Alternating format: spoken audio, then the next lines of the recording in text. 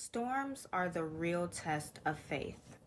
One thing that I learned is that it is very easy to say that you trust God when everything is going right, when life is looking good for you, when you are blessed and you're getting all of these like accomplishments and blessings and everything. It's so easy to say that you love God and you trust God and you believe in God and you surrender to Him.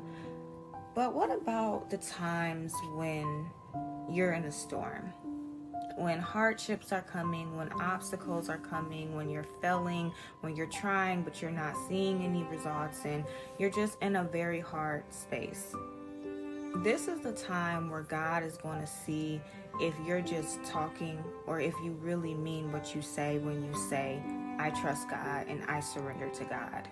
I want you to be real with yourself. Can you imagine yourself being in a situation that you need to get out of and time is running out, and if you don't come up with a solution by like the end of the week, you're going to lose your home or your lights are going to be cut off or you won't have food to eat?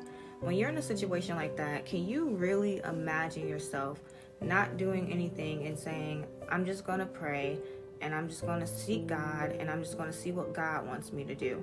Or do you imagine yourself doing everything that you possibly can to figure something out to avoid this hardship from coming to life for you?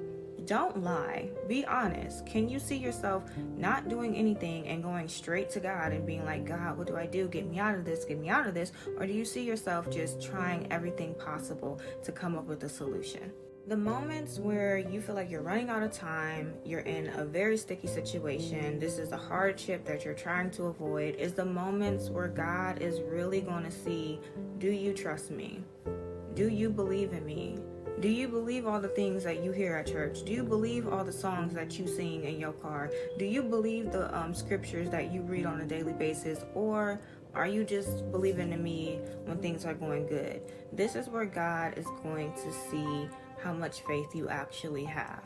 And so because this storm is a test, I want you to treat it like a test.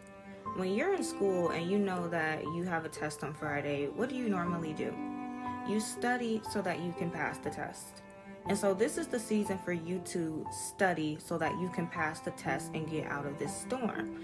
You study by seeking God, asking Him, what does He want you to learn from this situation? You study by reading the Bible so that you can take away things from similar situations that people experience and apply that to your situation.